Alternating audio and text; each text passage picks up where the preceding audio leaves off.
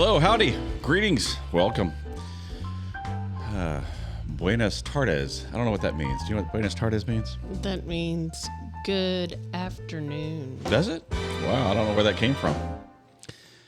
Guten Tag, that's German for good day. Guten Abend, Guten Morgen. Whatever time you're listening to this program, you have discovered the Marry Your Best Friend podcast. And I'm John Stewart.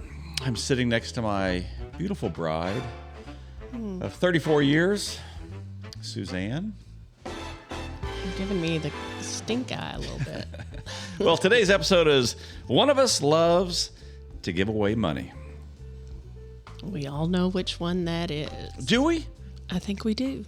Which one would that be? That would be you. As my dad used to say that my mom liked to give away money to needless markup. Oh, needless markup? Yeah. And I kind of follow in her footsteps a little bit. Well, we are going to talk about giving away money, charity, philanthropy, volunteering. One of my friends this past week said, John, how's that podcast thing going? And that podcast thing. Interesting. He was asking how the podcast thing was going. And I said, honestly, it's incredible. When else do you get to sit with your wife and just talk for an hour? He goes, we do that all the time. I said, no, you sit and have conversations. How was your day? Things of that nature. But when was the last time you actually sat down and talked with your wife and just about one topic? On one topic. Yeah. When was the last time? So today we're going to do just that. And we're going to do it as it relates to giving away money. We're going to talk about charity, philanthropy, volunteering. And the kids do call you the cheap one. I am the cheap one. But you have a giving heart. Well, absolutely. I just am always looking for a bargain. Okay, but before we start, a coupon. What has can there I ever say? been a time in our marriage you've been upset that I've given away more money than you felt comfortable with? Yes. Okay. So that's what we're going to talk about. Yeah. Because a lot of couples do talk about money. They usually talk about budgeting, things of that nature. But we're going to talk about actually giving money away. I just feel like you're like slippery fingers before you think about what might happen later on, there's not a lot of a nest egg, because if there is a nest egg, you are giving it away. Well, but that's the whole point, don't you think? Yeah. I like to have a little security. I like to have a little backup plan. See, here's the thing that I try to explain to people, our view of money. And if you're not fully in agreement with this, then we can discuss this. But everything that we have is not ours.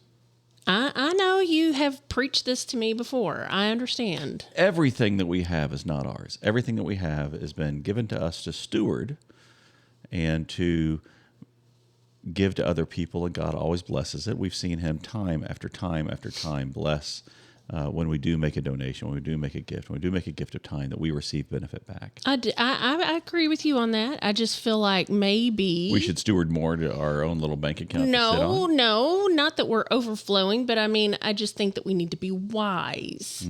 I love to give money with away. What we have been given. Okay, so let's talk real quick. So I hate to be in a hole. You hate to be in a hole. Well, we're always going to be in a hole. And that's the great thing about giving money away. It's and then God blesses you and gives you more money to give away and things of that nature. See, that's why you're the one that likes all the, let's change careers after 2 years. Let's reinvent. And I am the steady one. Yeah. And how's that worked out for us? That has worked out that I got to reel you in like a big bass all the time. It seems like you're not hurting, though. I'm not hurting, no, but if I didn't reel you in sometimes, I think we'd be hurting more. Oh, I don't know about that. Okay. First question to start you off with. If you had $1 million to give to charity. Yeah. Okay. What organizations? Now, this is not hold $500,000 back. Yeah, I understand. I'm saying, if you had $1 million to give away to charity, what causes or organizations would you support? Education. Education. For the fine arts. For the fine arts. Not just general education. No, because I was in education. I understand all of that. I just feel like that when they pull things from school districts or, when they pull their funding, that it always comes out of the arts. And, if you don't play sports or if you are not in AP classes and all that kind of thing, that you get lost. And I think that arts are the best way to find out who you are if you're in that middle area. Well, our daughter found her way in the arts. She absolutely did. And that was after kind of a journey. I found myself in the arts. I was always... I found a lot of girls in the arts. Yeah, I bet you did. Yeah, you found a lot of time No, I under did. the I was bleachers is what you found. No, I never did Under the Bleachers. Okay, in the costume shop. That's like a Footloose movie. No, in the costume shop or in the makeup room. Yeah, pretty much. There are benefits of being a theater major in college. Yeah, we all. Actually, in high school, it was the photography darkroom. Oh my Lord! So we need to support more darkroom activities in high school. Maybe. Actually, it was funny because Scott Smallstig, he and I both were into journalism. We had a great teacher in Mr. Shoup, and Scott was like, Scott loves to write. He was the editor-in-chief of the newspaper. I was like the photographer. And so while Scott was out there with like all the other people, writing articles, and this is back in the day when you'd print them out and cut them up and lay them all out. Oh, I remember. It was pre-digital. That Scott would be out there with all the people, and I would be back in the dark room, kind of, doing all the film. Okay, is that what you called it, doing all the film? All That's right. what I called it. I definitely called it. I think some other girls might have called it something else. I don't know what you're talking about. But anyway, so... No, but I really do feel like that's important. I feel like kids that find themselves sort of lost, that when they have that outlet, especially if they come from a home where they are not given sort of an outlet, like... they have to help parent their siblings or something like that. It gives that creative outlet that a kid really needs to decide who they are and what they want to do. Well, we've shared some of Julianne's struggles in the past with her mental health and stuff of that nature. But like her freshman year, she basically lost. She did. Well, but we pulled her out of the 7th grade, 8th grade, whenever she did the homeschool thing. But when she went back to school, we found a smaller public school that was outside of our district, but we got permission for her to go there. She started going there. School was great. But it really, when she found her people. But when she got involved in like the choir and then in the theater group, she met people who were just all over the place. I mean, and I think sports kids gravitate to sports kids, how they... And there's plenty of funding branch for off, kids. And the smart kids do their thing, and the creative writers, and the Key Club, and the FFA, and all that. But being a theater kid, man, you're so quirky, and it's a plus to be that weird when you're in theater. So you would give $1 million to not just theater, but to all arts. I think music and. Mm-hmm. I also think industrial arts are one of the things that we need to continue to fund. Yeah, think about if J. Daniel had not... He took welding class because he needed a... Industrial arts. Yeah, he needed whatever that credit was. And he took that his senior year, knowing his whole life that he wanted to be a physicist. And by taking that class... Look what he's doing now. He found what he wanted to do. He found welding, and when he also was taking welding, he found his people too. But that's when they're all alive. We went to a college fair, and he walked around and talked to all the schools. He really liked the University of Alabama at Huntsville because they had a good space or physics program. He said, "Dad, do you realize for me to do what I want to do, I have to go all the way through, not just to get a master's degree, but to get a doctorate. I'm going to be in school for like 9 more years after I graduate, and doing stuff he hates." And he said. Actually, I would be probably doing it. But he goes, but if I go to welding school, within 2 years, I'll actually have a job. Which he did, 18 months. And that's what and he got all of his certifications. Absolutely. Okay, next question for you here. Okay. All right. Tell me the most recent act of kindness that you did for a stranger. For a stranger, so that's just like somebody on the street. Doesn't have to be a street or homeless person. Well, no, but I mean somebody I don't know. I think maybe just like... I don't think it has to be a big deal if you're doing an act of kindness. If you are waiting to pull out of that gas station, and especially there on 32, and it just backs up at that light, if somebody lets you out and gives you space, I think that is an act of kindness. And I try to do that because I want people to help me out, Mm-hmm. Or, hey, how about this? When you're at Aldi... Okay, give somebody a quarter? Yeah, you give them your cart and they give you a quarter, and it's just understood, And sometimes you just go, it's all right, you keep that quarter. And that's a big deal when you're at Aldi because it's like, oh, yeah, it's like a society. Yeah, it's not the 25 cents. It's the quarter, the Aldi quarter. Oh, my gosh, that's not philanthropy. You didn't ask me about philanthropy. You're right. Doing something nice for somebody. If somebody leaves their shopping cart and you say, "Oh, I'll take that for you," so they don't have to walk back up if you're going. Little things like that matter. You know, one of the things that they teach in the Boy Scouts is to do a good turn daily. And that's always been kind of a conscious thing in my mind. So, like, if I'm flying on a plane and I see, you know, somebody who has a bag, I'll usually hop up and put it up there. And if it's early in the morning, then I can go, hey, it's like 7. I don't have to do a good thing all day long because I've already done it. Do a good turn daily. You only have to do like 1 a day. But I always think about that. I think the boys are conscious of that.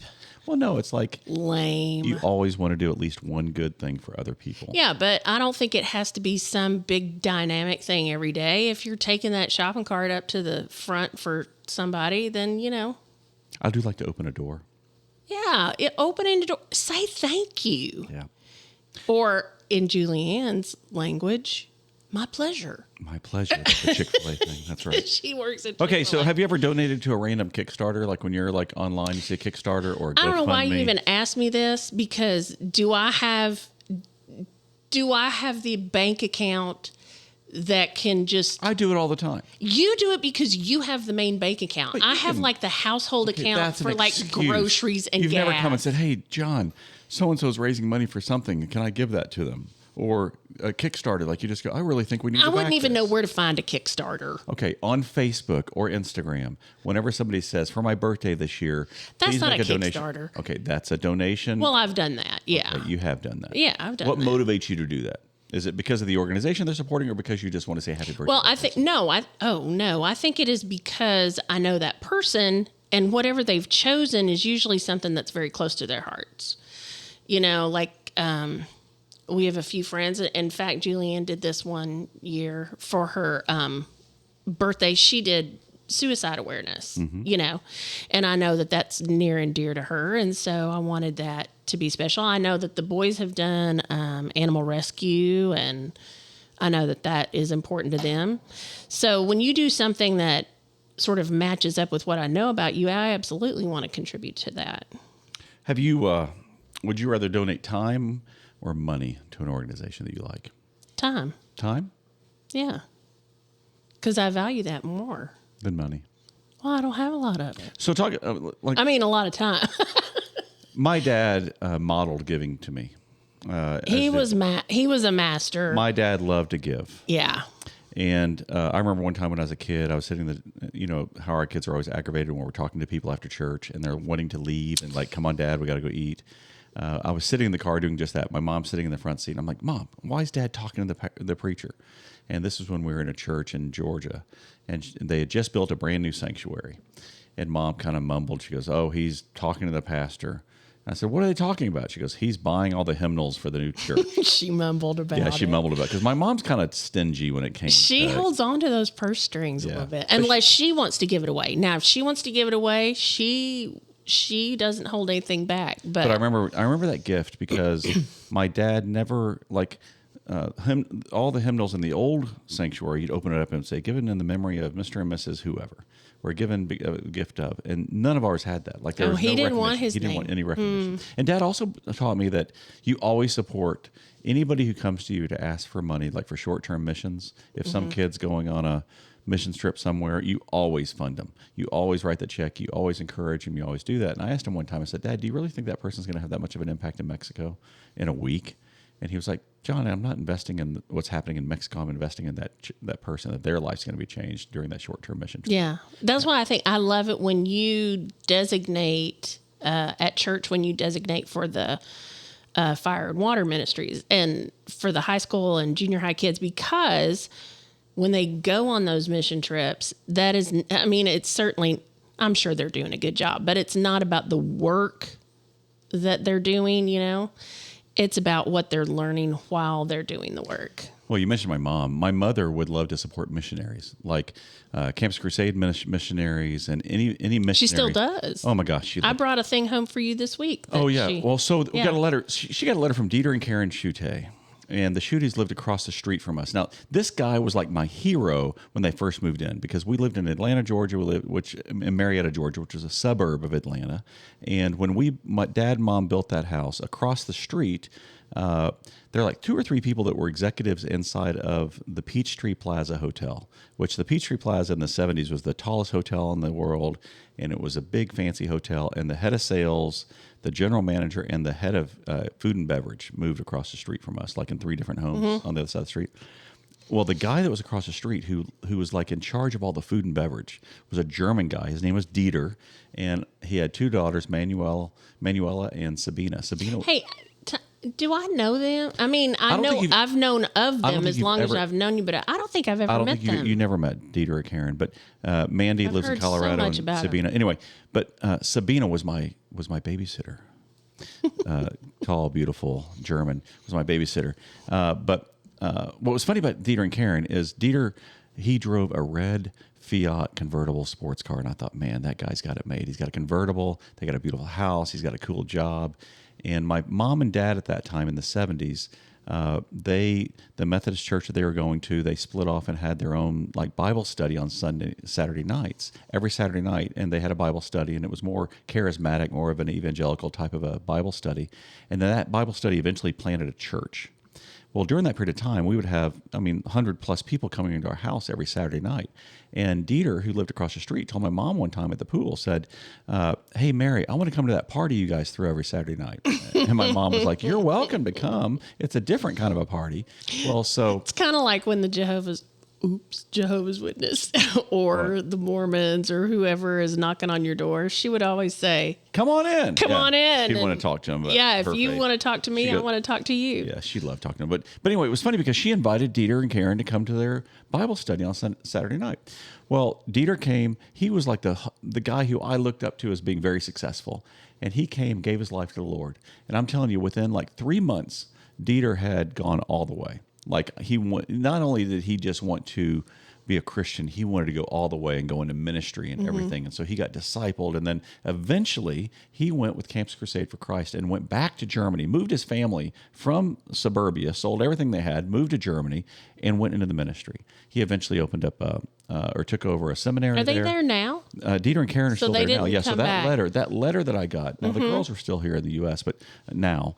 But the letter that you got brought home from Mom, they had written because evidently they did not know that Dad had passed. Oh, and so they received her Christmas letter, and both of them are in their late 80s. They're all about the same age, right? Yeah, and their health is not very good. But they had written Mom saying, "We noticed in your Christmas card no mention of John, so we assume that he's he's passed into heaven." Now, the beautiful thing about their letter, though, was how they were the letter was so clear to Mom that they would not see each other again here on earth, but in only a short, brief time, they would all be reunited in heaven. And I thought that was the most beautiful thing. And the thing that really blew me away, though, was here's a guy who came to the Bible study, gave his life. My mom and dad supported their ministry as much as they humanly possibly could, and they loved supporting them. And Dad, even upon his deathbed, that was one of the things that Dad went back and would reflect on, taking pride in the fact that he did something that helped send a missionary. And I think one of the things I love about our pastor, Mark, at the Fishers United Methodist Church here, he always says, we have 4 things to do as a church: share the gospel, bring people to Christ, disciple them, plant churches, and send missionaries. And my parents did those things, and so I really loved it. Your dad was a giving person too. He was. Yeah, he was. I mean, he would go to a church. Your dad was cheap in certain ways. My dad could pinch that penny real hard when he wanted to. But man, he had a giving heart when it came to any ministry that needed help, or if he needed to go sing someplace. He would go and then not take payment, or, he would provide his own airfare or his own hotel room or whatever, was in his, they didn't really have contracts back then, but I mean, what they asked for him to do, what he asked for when he came to a church. And he would, if he felt like he was supposed to be at that church and they didn't have the means to bring him, he would find a way to do it himself because he felt like he was supposed to be there. I talk about my mom not giving things. She loves supporting missionaries. And the thing, we never wanted Mom to pray over the meal. Because my dad would be like, "Thank you, Lord. It's here. Let's eat." Or, and I'd say, "Dad, are we going to bless the food?" He goes, "It's here, isn't it? It's already been blessed." And over the gums. No, good food, good.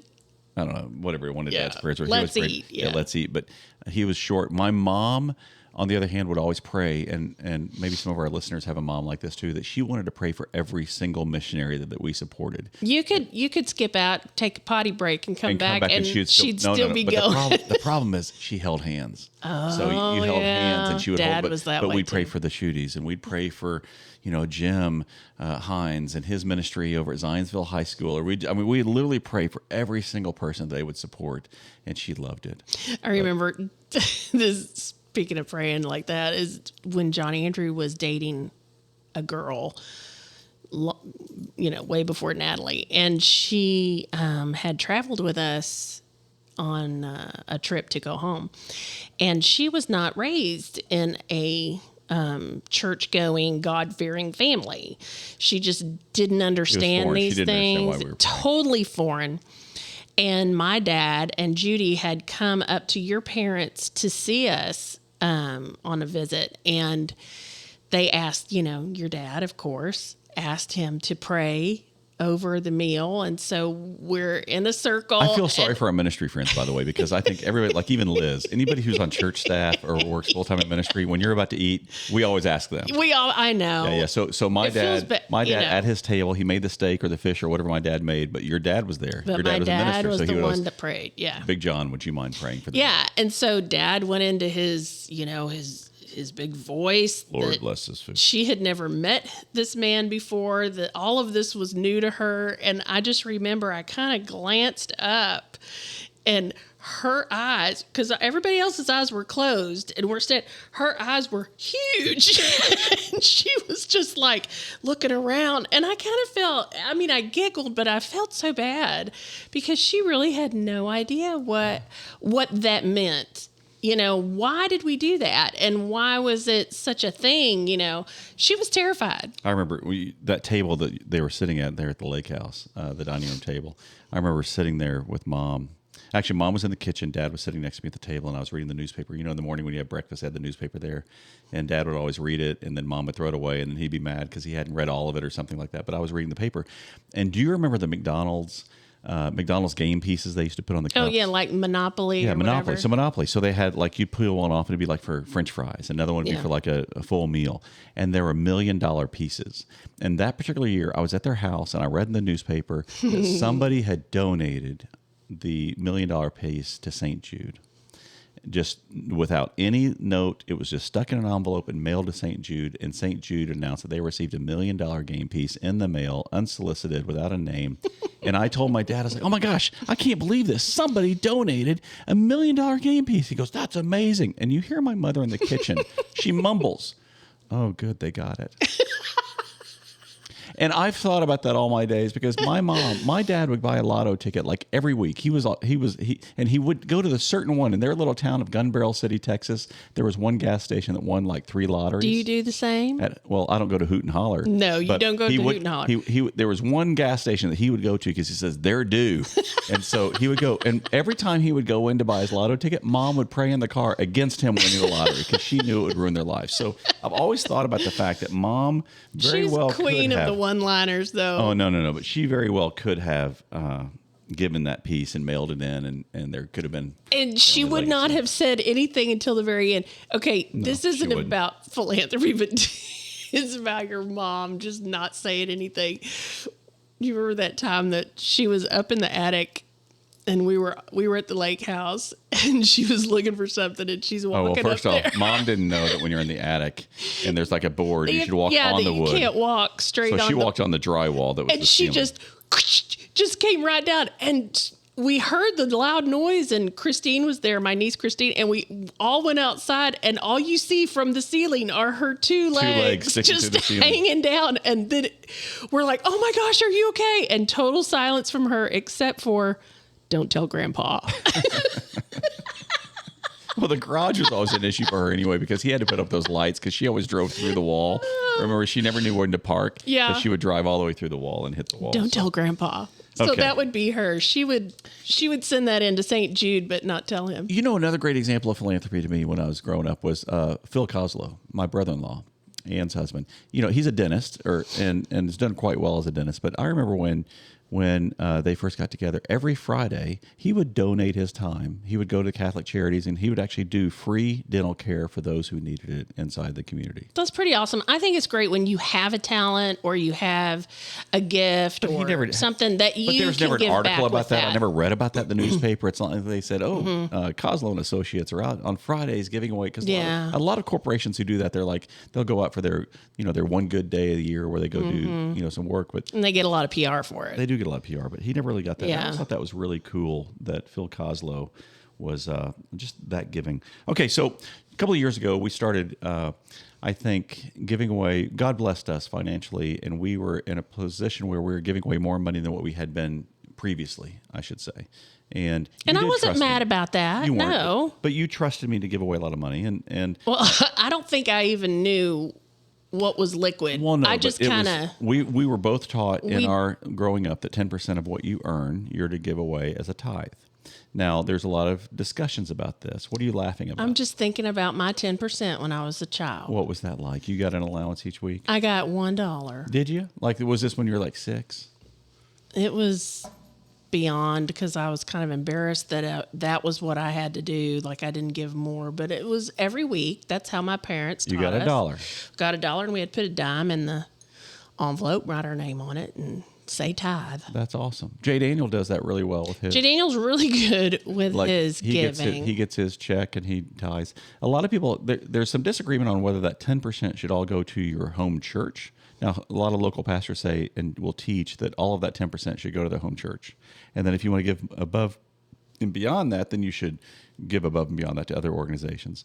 The Catholic Church. But I think, too, it's different. When you grow up in like a non-denominational kind of, I mean, we weren't non-denominational, but I mean, an independent church, then that is probably all going back into that church. It's not going to the denomination. You grew up to where 10% was going to Bethesda. That's where 10% of your tithe went. But then part of Bethesda, I'm sure, would give it to other people. Yeah. But it was interesting because, like, when I joined the Catholic Church, I was taught that 5% of your tithe goes to your local church. And then the other 5% you're supposed to give above to the diocese or to other ministries like Birthright and different things that are Catholic charities, to where that totals at 10%. Because I remember going, because whenever I joined another church, I was like, oh, you have to be faithful. Wait. Rewind that.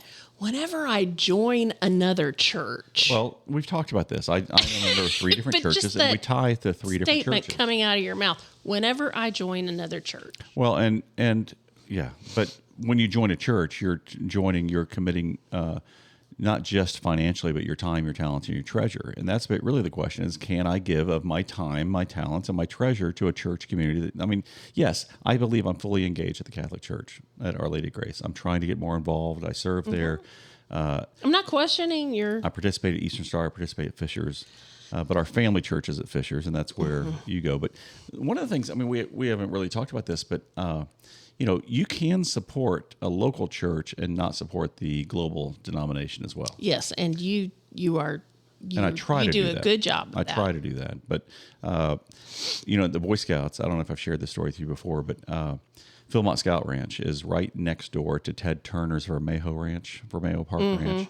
And he has hundreds of thousands of acres, and Ted Turner and the Turner family have been very generous and wonderful partners to Philmont Scout Ranch. And they continue to support Philmont Scout Ranch through the years, but they would never support the Boy Scouts of America. They believe in what was happening there locally and what was happening there at the ranch, and they would share. But they didn't believe in the organization. But they wouldn't itself. give a dime to the Boy Scouts of America. Yeah, interesting. Yeah, so it's kind of the same thing in a lot of ways. But okay, but anyway, we're talking about the concept of when we were in a position to give more money away. I asked you. I said, "What brings you joy?" Like, I remember we were laying in bed, and I actually asked you. I said, "What out of everything we've supported this last year through education, through church, faith organizations, different things, what brought you the most joy?" Do you remember what you said? Paying the church mortgage. Yeah. Yeah, you loved that.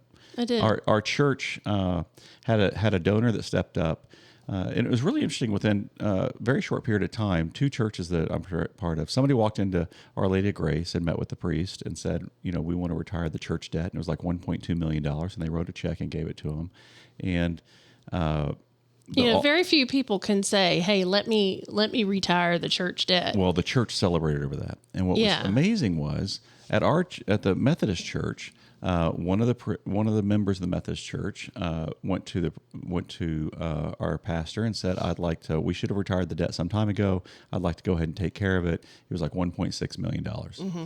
And what do you think our pastor's response was? First response? It was amazing to me. Well, but no, Pastor Mark's first response was, "Let me get back with you." Mm-hmm. And he prayed about it. I mean, what pastor would do that? Instead of saying, "Give it to me," but he said, well, "Let me get back to you." And the next day he called him and says, "Here's what I'd like to do if you'd be open to it. Give us half of the money." And he goes, "I want to take half of that money. I want to challenge the church to give the other half. And then once that's done and that's paid off and everybody in the church is participating in this, then I'd love to take that second half of that gift that you're offering and have them match that so that we can go do ministry beyond paying off the church." So this is what I love so much about that. That became the, what they call it, the multiply campaign. No, but this is what I love about that concept. And not just for church, but for education, for anything like that. PBS, if that's what you believe in. But the fact that you can, or that he gave the opportunity to the congregation to be a part of that. Because not everybody can write $1.5 million. Not everybody can write $150. What you could do is what you could do, but you were still a part of it. Yeah. And what was amazing to me is so once we retired the debt, they asked a person from each generation to get up there when they actually burned the mortgage there on stage and had the whole thing. And John Andrew was the one he represented the 20-year-olds or whatever. The 20-somethings. But it was really cool to see the multi-generational effect of that, retiring the debt so the church wouldn't be in debt. And I just remember after we did that gift and a lot of other people in the church did that gift, that was a significant gift for us and meant a lot to you. It really did. There are about 2 or 3 things that I really feel strongly about. You asking me if I want to participate in giving to something. There's, you asked me if you could give. Yeah, I said. What do you want to give to? If you could pick anything to give to, I've been directing a lot of the giving. What would you like to give to? What's on your heart, and what did you say? Well, my dearest friend's daughter, who I've known since she was 4, maybe 3. She works with Cherish. She was working for a child advocacy, center. And she was sort of working towards a career in helping kids move from a bad situation into a better situation and helping them. And just hearing the stories that her young mind had to wrap around and then help deal with these kids, it was too much. And I wanted her to know that I supported her in what she did. And I support that. Well, here's the funny thing about that gift. Charity. So, yes, and we did. We supported. We wrote him a little check. And what was amazing was the executive director, after receiving the check, I get a really nice card. Like, "Oh, thank you for your gift." And then as soon as you make a donation, then they want to engage you and go, "Oh wow, where'd this gift come from?" And now we want to cultivate this relationship and get them to give more. I raise money for a living. You know how to make people give more. Yeah. As soon as a check comes in, the executive director goes, "Ooh, who is this person?" They do wealth screening to see how much more money they can give away, what other organizations they support. Then they reach out and try to build a relationship and that type of stuff.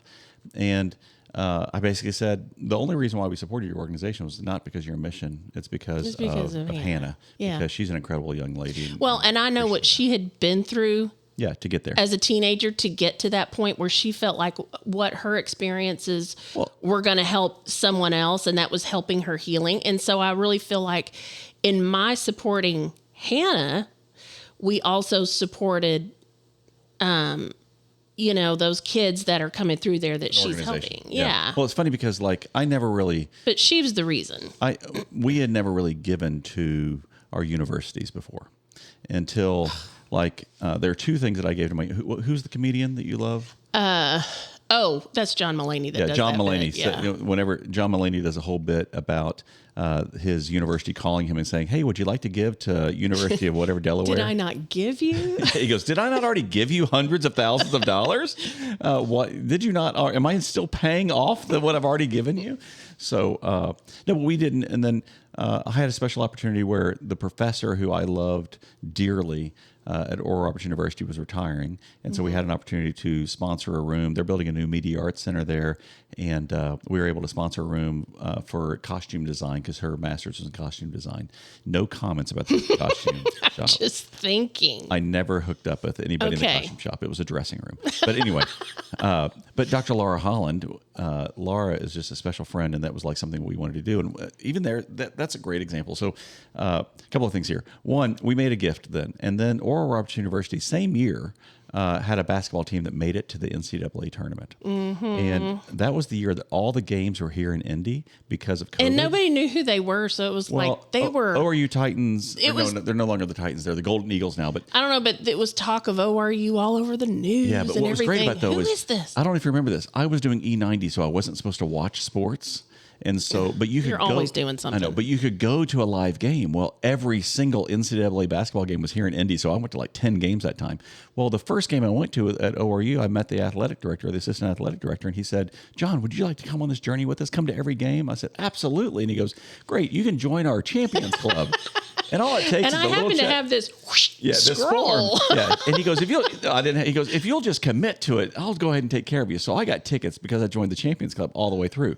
Well, what was funny was they are relentless, though. I've got to say. Well, the athletic department is not relentless. So much. That's stuff. one gift a year. But the President's Club. So what's funny is those two gifts all of a sudden qualified us for the President's Club at Oral Roberts University, which we didn't know existed. We didn't care existed. And I hope he doesn't listen to this program because I really don't. Sure. The president of a university is listening to our little podcast. Hey, I looked at our stats. We have people listening on every single continent right now, except for Antarctica. So Patrick Lima's friend down in Australia coming in for us. Yeah. Okay. I got a friend in South Africa. Reel him in on that. Yep, yeah. Okay. So anyway, he might be listening. If he is listening, I'm sorry. I don't really care for you that much. No, not for him. Well, no, I really don't care for him too much. He's kind of a TV preacher type of a guy. Nice. Anyway, but then all of a sudden, unsolicited, we get a box with a gold statue in it welcoming me to the President's Club. And I'm like, this is the stupidest thing ever. They just spent all this money to send me a gift when I didn't even want it. We're getting stuff all the time that is logoed and everything. Yeah. But then they invited us on a President's Club trip, and I wanted to go see how they did that. So we went there. And actually, what was interesting is I really liked the lady that was doing our fundraiser, like our personal donor contact. And I made another commitment because of just Emily. It had nothing to do with the president or the President's Club. But the art of fundraising, even I'll roll back to when I wanted to honor Dr. Laura. Okay.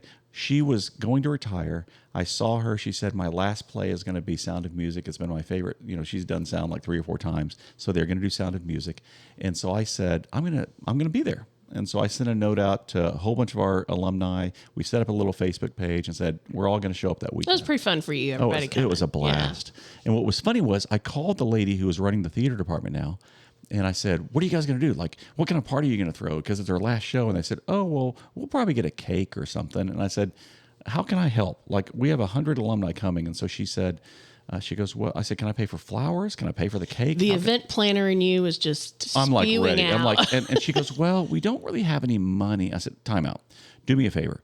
Pick up the phone and call the development department. She goes, well, I don't know those people. I said, just call the development department and tell them these exact words. You have over 100 alumni that are coming back to celebrate the retirement of Dr. Holland and see if they will help you out. So sure enough, she called me back. She goes, you won't believe this. They're paying for the whole reception, and we're doing it over at the Mabee Center. And so that's when I said, okay, great. Now find out how much it's going to cost for us to support a room. But fundraising is a profession. Fundraising is a gift for some people. Fundraising is very tactical. Are very talented in fundraising. Well, but there's a big difference. And I think that's partly, though, why I do trust you to give the way you give, because you're going to do it in a wise way, because you understand how it works. I'm not really a traditional fundraiser. I'm a marketing guy who knows how to raise money. There's a difference.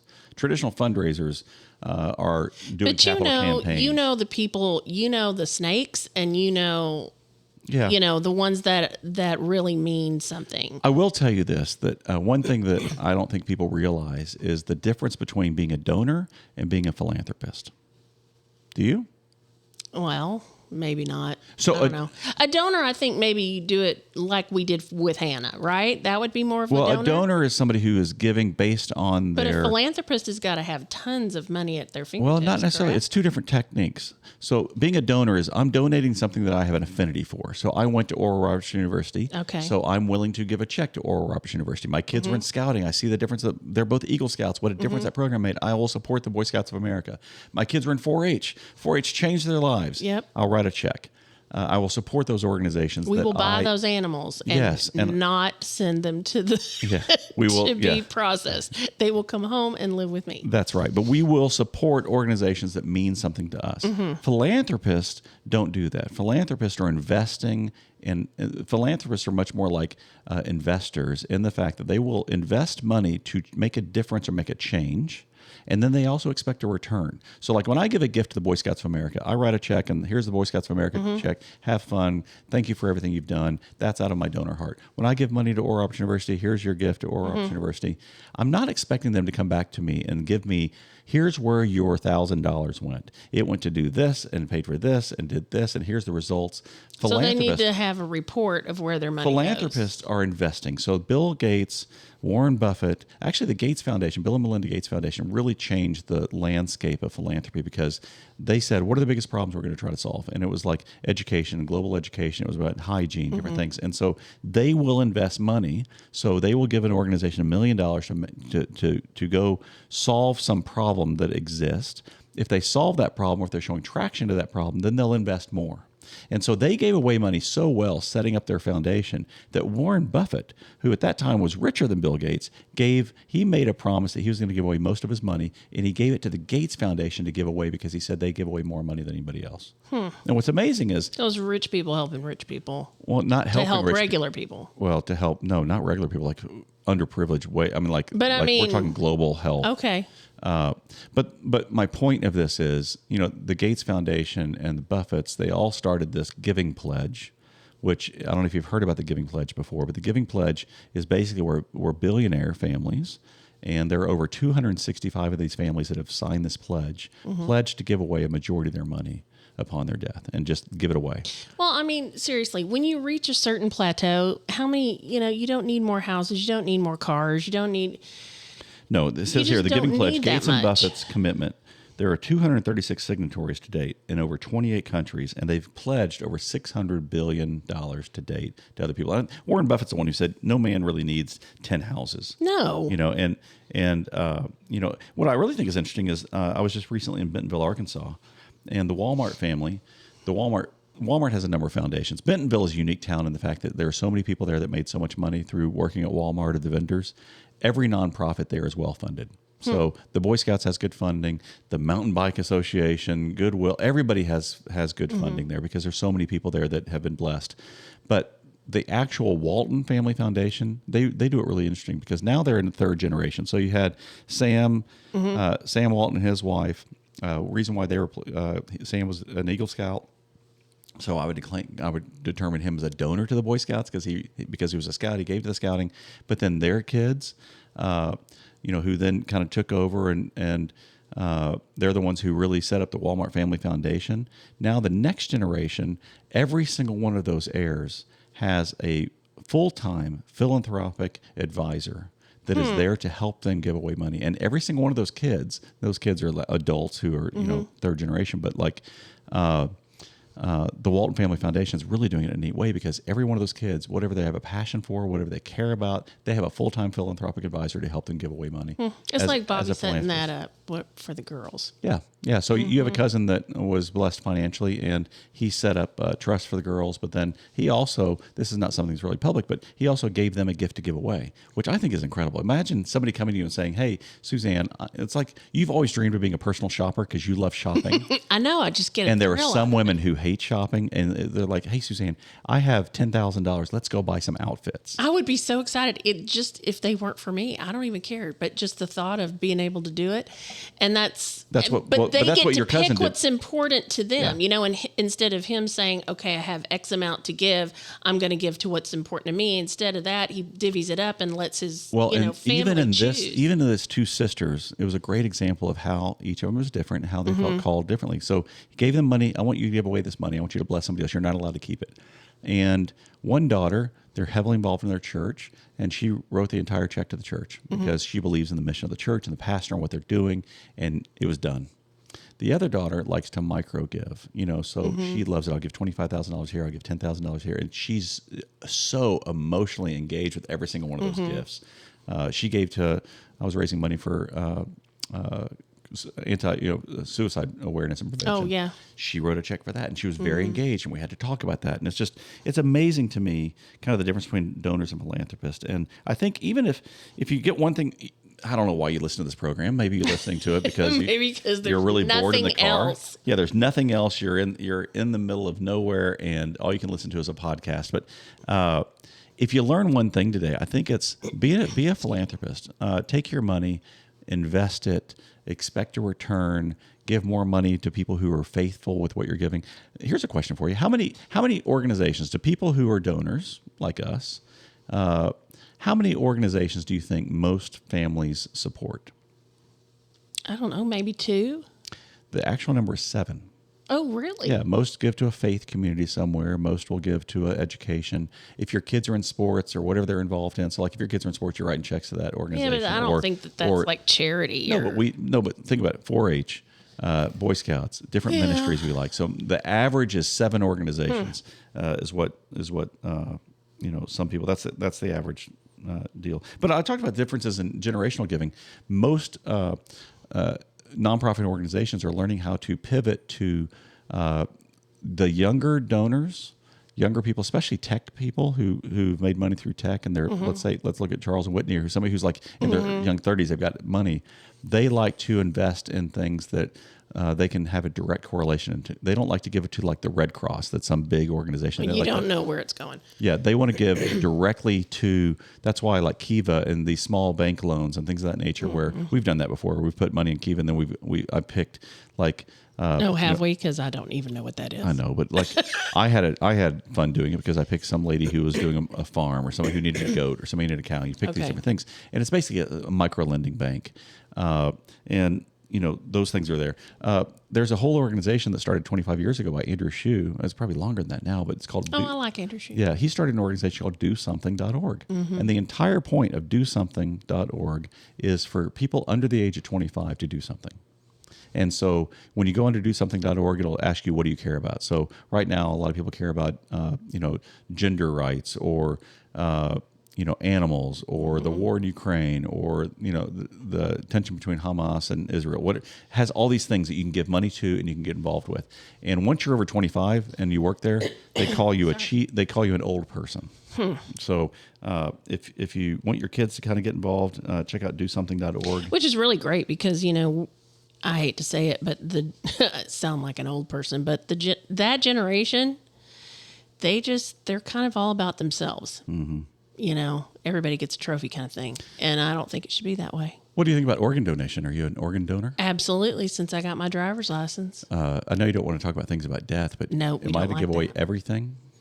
Like your eyes? You're not going to be here I'm not going to be here anyway, and I'm not going to be in a casket where people are going to be looking at me. That's the creepiest thing in the world. I will tell you right now that it won't matter. I am a huge proponent of organ donation. So am I. I'm all about it. Oh, gosh. I mean, if my child, God forbid, if I lost my child in some kind of accident or something, but their heart could go to another family, you don't think I wouldn't do that in a heartbeat to give that? Oh, no pun intended, to give that to another family so that they could have time with their child, absolutely. I don't think anybody would want my eyes, though. Well, I would love your eyes. I love your eyes. My eyes can't are see broken. No, I can't see anything. I was amazed. I didn't realize this. So I have a friend, Nancy, who worked in organ donation, and she was the person who would meet with the family whenever, somebody would pass and have a conversation and guide them through that process.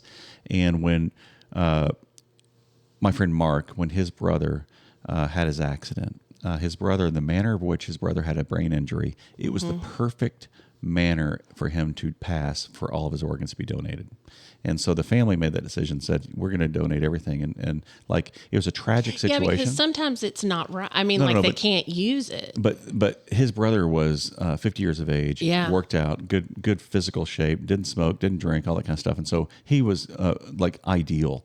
And what was funny, Mark told me one time, he said he realized right before they told him that his brother wasn't ever going to come back, that there are these other doctors that kept coming in and looking at the stats and all this kind of stuff. Well, he knew something was up, and he said, looking at his parts. Well, just kind of evaluating. Yeah.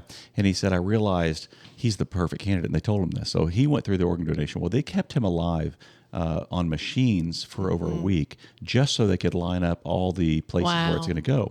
And Mark shared that he was able to pick different organizations, different people, so he knew where the parts were going. And he said it brought him, some healing through that. But the amazing thing about it was when it came time, and this is a horrible word, but when it came time for them to harvest the organs, they have a choose life type of parade of some sort, is a better word. They broadcast it through the church or through the hospital. I know, yeah. And they ask everybody who's there to walk down the hallway. To basically, they do a walk of honor. That's what it is, or a walk of honor. On his way from his hospital room into the surgery, they play a song that meant something to him. They put a blanket over him that talks about donating life. And then Mark said it was the most emotional, amazing thing for him to be wheeled in there with his mom, and he and his mom were there wheeling him in. And you sit there and it's like they took, skin, eyelids, everything. And what a gift, though, to be able to give someone else, It's not always about money. You asked me if I'd rather give money or time. I'd much rather give time because time is what is important to me. And I just cannot imagine not wanting to do that, not wanting to let that be my last act of service. Right. I think so. I encourage everybody, be an organ donor. Tell your kids to make sure you do that. It's funny. I remember one time we were talking to a pastor friend, and I forgot which church it was in, but I asked about a piano. He goes, "You want a piano? We got plenty of pianos." I was like, "What are you talking about?" Churches always have an extra piano. Because whenever somebody dies, they always donate their Oh, pianos to the church, and it's like, we don't need any more pianos. We got plenty of pianos. But it is important upon passing to.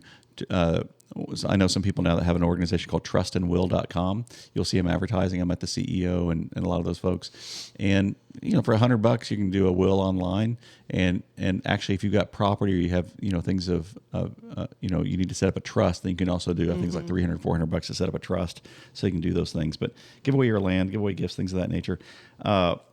One thing I'll tell you that was funny, I was laughing about this the other day. I talked to Brad Farmer on the phone, and Brad was the chief revenue officer. He's the assistant chief scout executive of the Boy Scouts, and awesome guy. He was over all the revenue and things. Now retired. He's now retired, but he was living his best life. He was my boss. He was like best boss ever.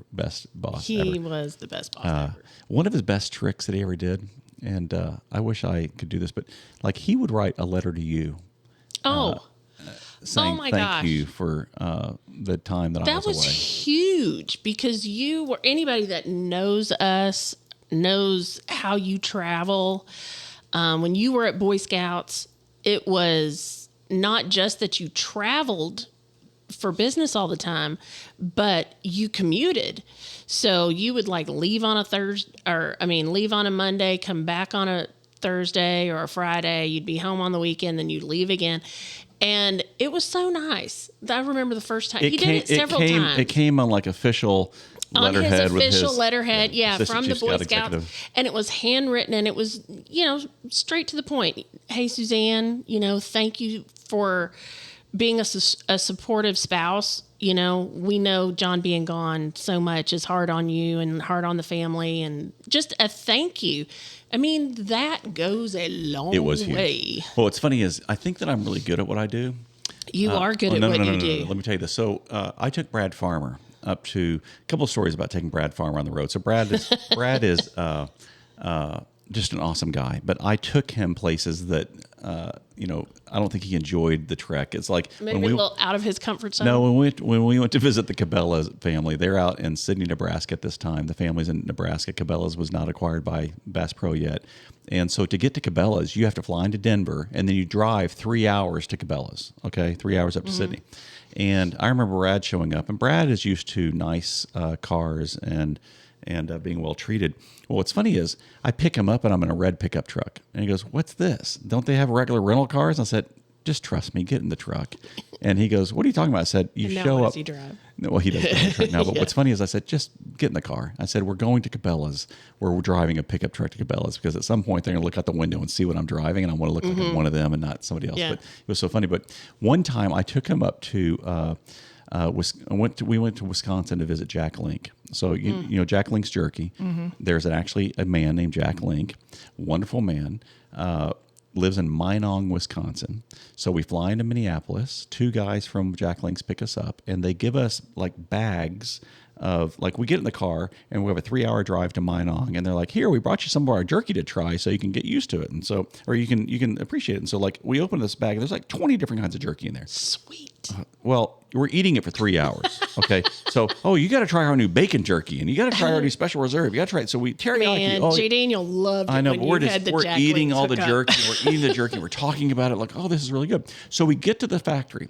Well, before we get to see Jack, they want to take us on a tour. So that means we put on the full. I showed you this picture. We're in the scrubs with the hair nets over our head. Oh, in the where they package it. Yeah, we went through and the all that? factory, and I was thinking, what am I going to see? Well, I was amazed because What am I? Did you think you were going to see some cows? I did, but no, they had a butcher fillets, shop. Incredible fillets that they were making Really? jerky out of. Oh, it's incredible. It's yummy jerky. Well, so we go through this whole thing, and we go through the tour. So we've eaten bags and bags of jerky.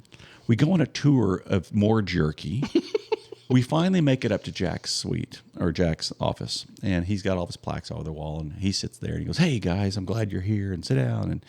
And he says, "Hey, have you tried my favorite jerky?" And I'm like, "Oh dear God!" More. So he jerky. pulls out a bag. He opens up a bag. It's number 12 is all it says. It's his family recipe, and he gives it to me, and I'm eating it. And I'm like, "Oh, this is really good."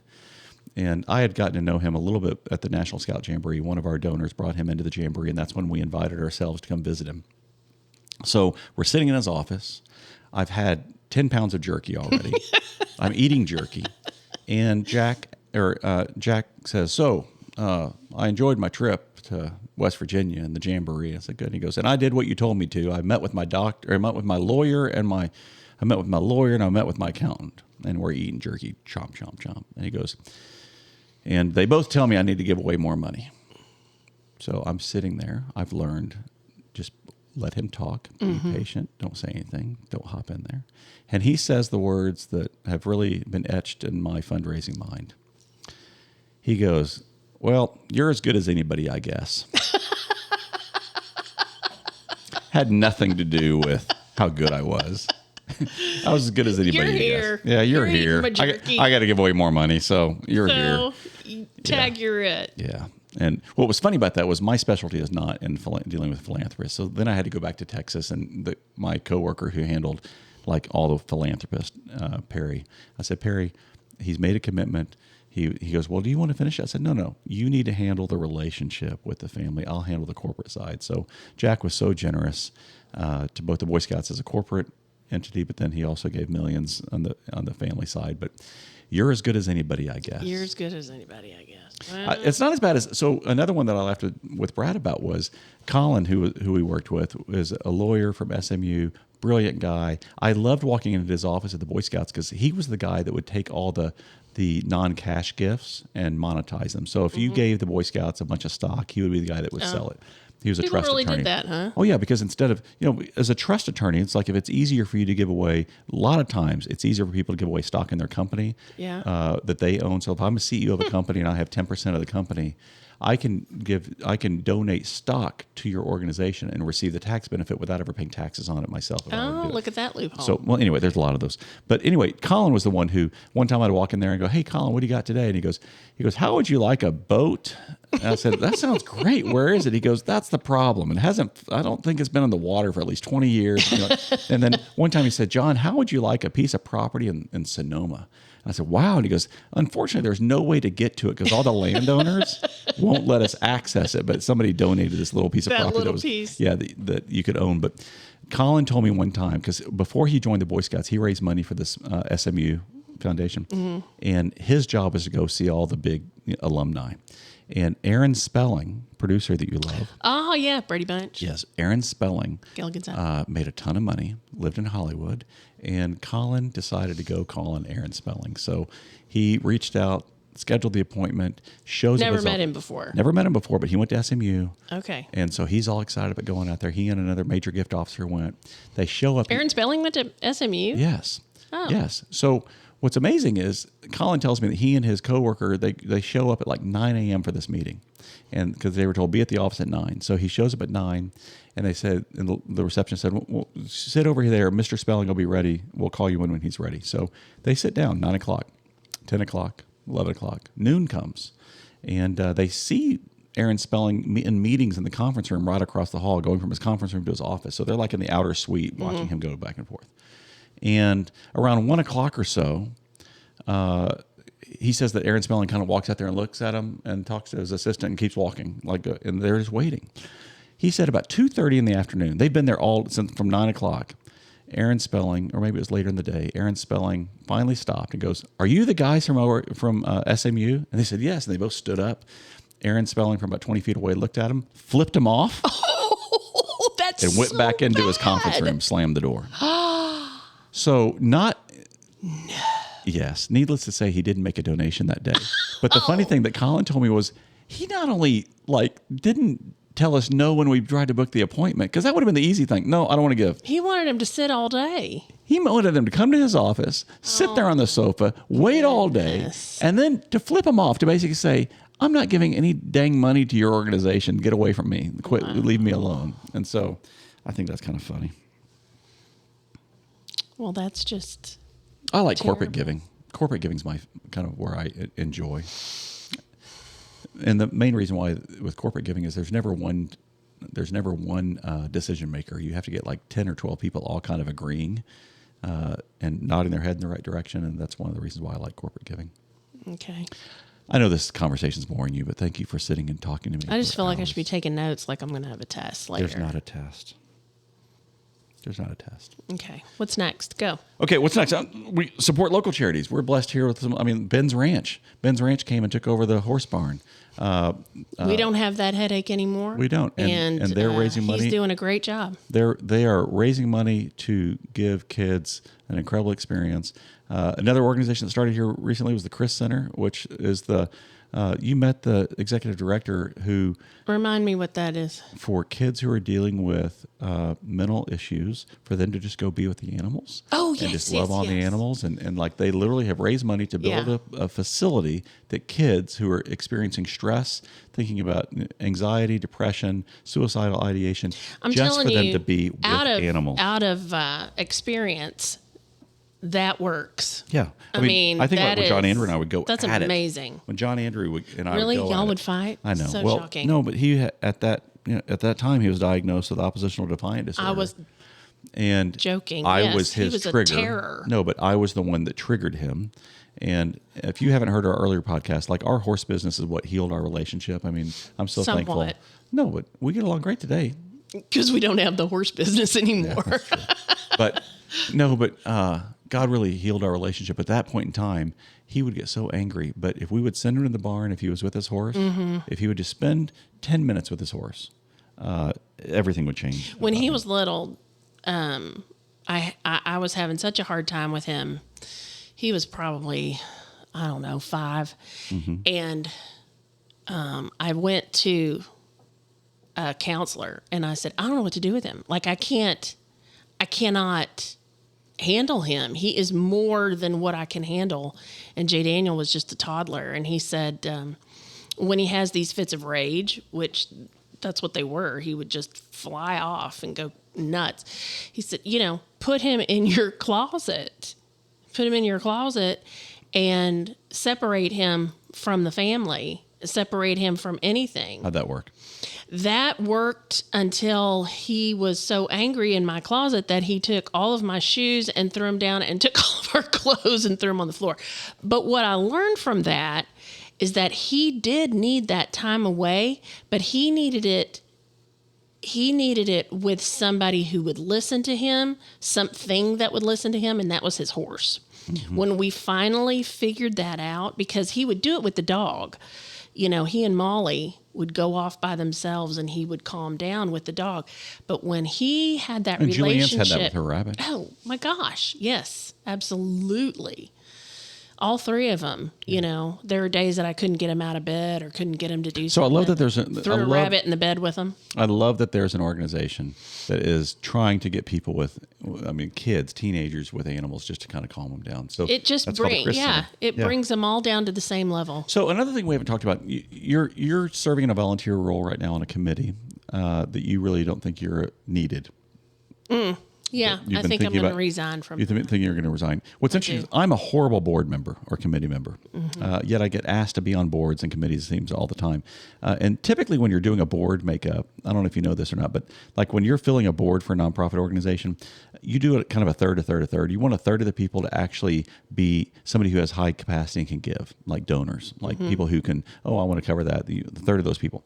Then you want about a third of the people who actually have relationships or have intellectual capacity to help. So like I may not have the money to give, but I may know people who can help, and so I'll be recruited for that. Or I may be specially gifted in a certain area. So they'll ask me, "Oh, well, you need to come on board because we need somebody to help us raise money." Or if you're an accountant or a lawyer, every board wants you because they'll be, "Oh, we need legal help." And that's where I'm feeling like and then there's a third. There's a third. So a third third are donors, a third are like doers. Or a third are like relational people or have intellectual capacity. And then a third of the people who actually do the grunt work, who actually, when it comes to when it comes time to do the fundraiser, they're the ones who are actually doing all the work when it comes time. And so you kind of have to figure out why you're being asked on the board, and you have to figure out, can I do that? Some boards, the first question I always ask, and I think it's important people to ask, is what's the giving commitment? Because I believe that every single board member, if you're on the board of a nonprofit organization, you better be financially supporting that organization. Because that is a gift to whoever's raising the money for them to go, we have 100% board participation in this. Everybody who's on the board is contributing. That's number one. I think you need to make sure you understand what that capacity is. And on some nonprofits, it may be $1,000. It may be $500, maybe $10,000. But you need to know what's the giving expectation for a board member. The other thing is really where can you find value and where can you add value to that board? And that's where I'm struggling right now. Yeah. I don't feel like I have anything to give to this particular. Well, I think you need to ask. You need to ask them, what are the expectations? How can I contribute? And to figure that out. And if you don't, then it's better to give that role to somebody else. And I always tell people, I raise capital, which is different than raising money.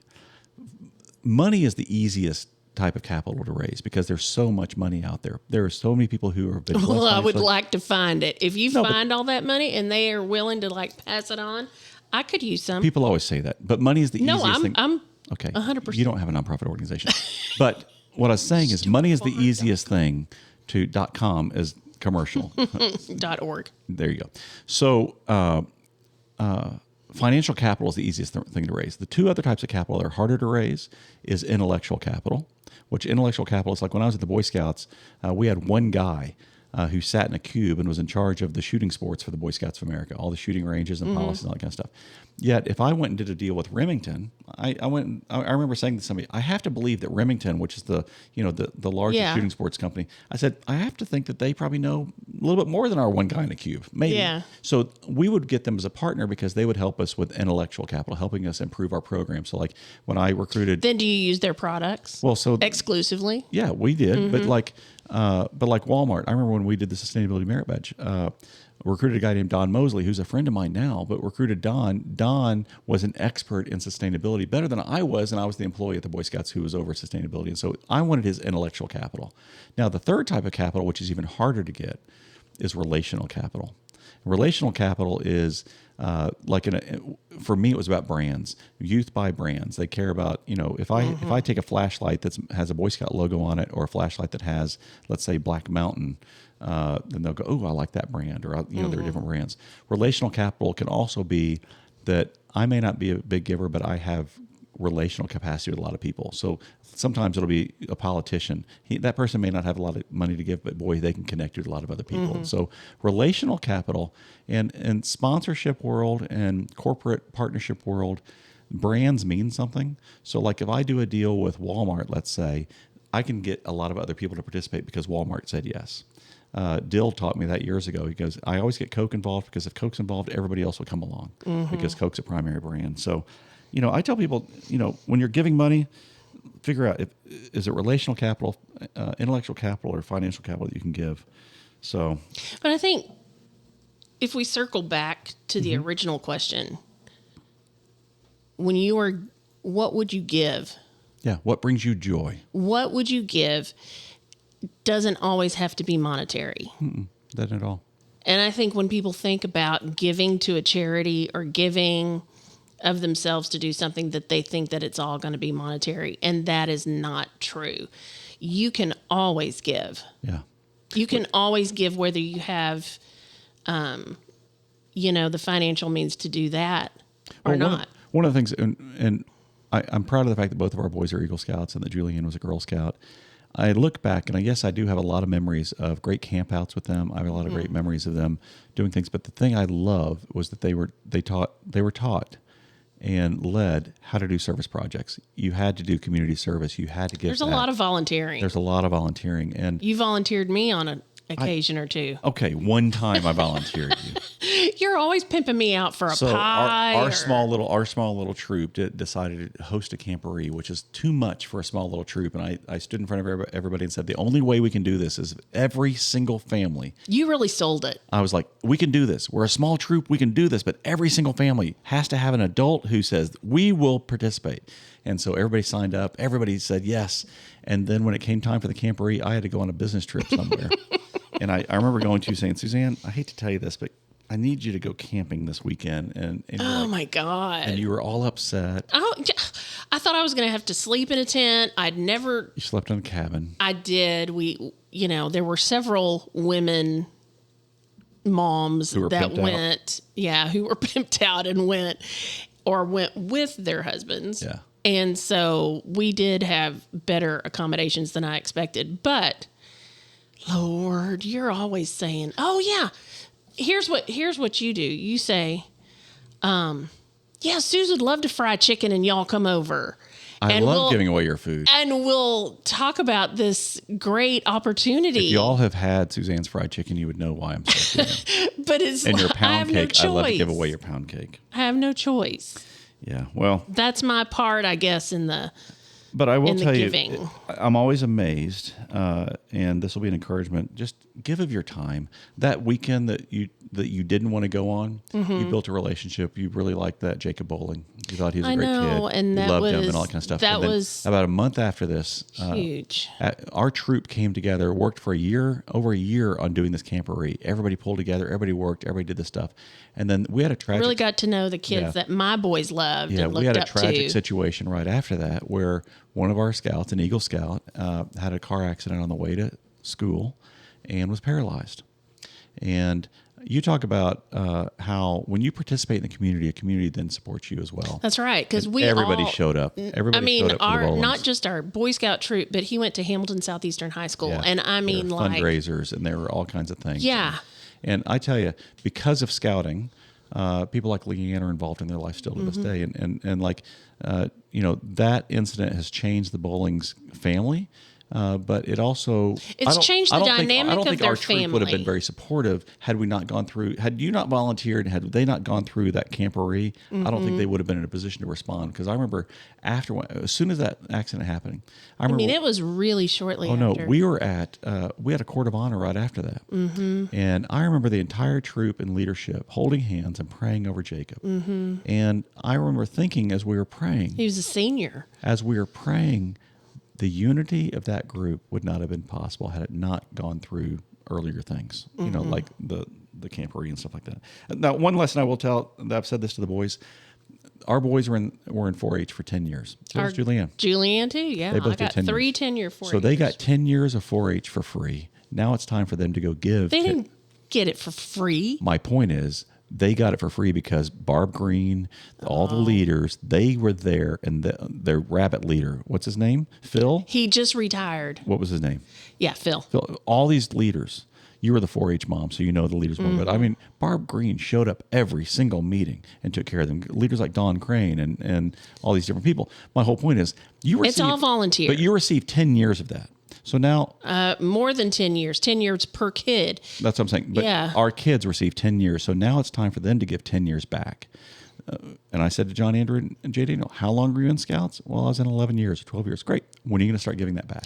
And so John I do Andrew, think that's something John we need to Andrew encourage is people. ready. He is ready. He's actually made a couple of calls. He's ready to start giving back to 4-H. That's great. But the funny thing is, they live literally 5 minutes from their fairgrounds. Oh, because he's in a different county. He's in a different county, but he doesn't want to do it there. He wants to do it here in Hamilton County. That's good. That's Hamilton County 4-H is where he was. Okay, we're going to end here. One last note I had here was we talked about. Look at you with your notes. I mean, know. this was quite a Lily gift learning here. session. We've mentioned before that we live in Indianapolis, north of Indianapolis, Indiana. Lilly Pharmaceuticals is here. Roche is here. I read recently that Lilly Foundation gave its largest gift of all time, or commitment, $250 million to Indiana, all these funds in Indiana. And you know what it's attributed to?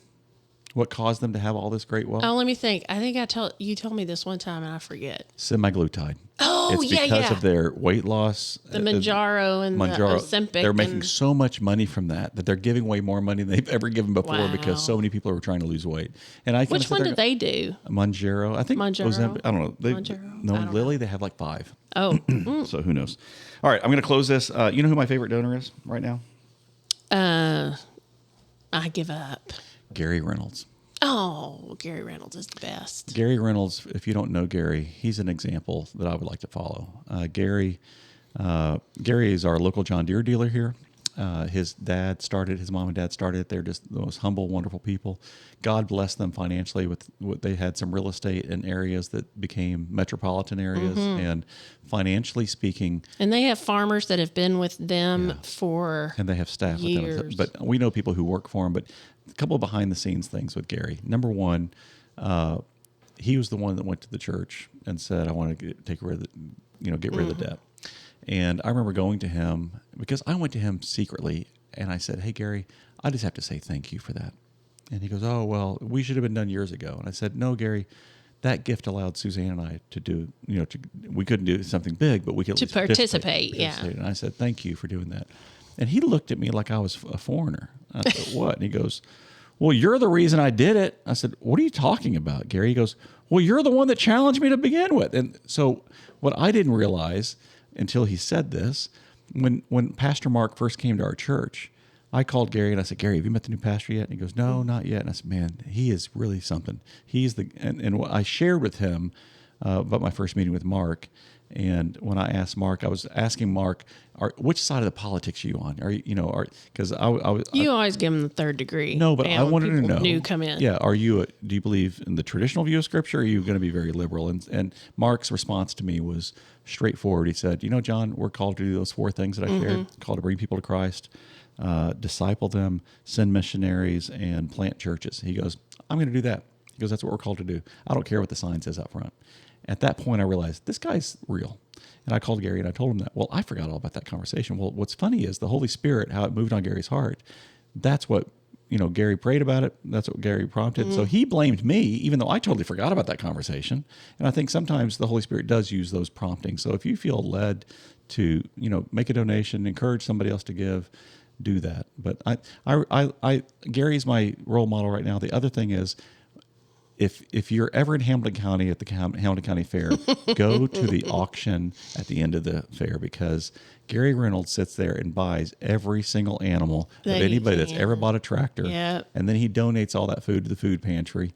But he gets more of those purple ribbons for buying Grand Champions and stuff. And you see these young people walking up to him, "Mr. Reynolds, I sure would like," they write him letters, "Sure would appreciate your support this year when I sell my pig." And I'm telling you, to watch him give away money, it just brings you joy. And he's just a neat guy. So I want to be more like Gary. Be more like Gary. I do. I think that is a very good example. Yeah, he's a kind man. Okay, well, join us next time. Wow, look at us. We talked for like an hour and 15, 20 minutes about giving money away. Do you think we still have anybody who's still listening? I don't think anybody is listening to us, but I don't really care about that right now. Once again, are we doing this for the crowd? We're not. We're doing this for you and I to kind of have a conversation, and I enjoy the conversation that we have. And, I like our conversations. I just follow your lead. You do indeed. Join us next time on the Marry Your Best Friend podcast, where we're going to talk about one of us loves datecations. Ooh, I do love a datecation. If you don't know what a datecation is, we're going to talk about dating your spouse, your long-term spouse, going out, having fun, going on many vacations with a person you've been with for 38 years. It's a good time. It is a good time, and we're going to talk about it. Maybe not all the good times we do. Some of the good times. Cheers. Cheers. Thanks for talking. No problem. I love you. Love you.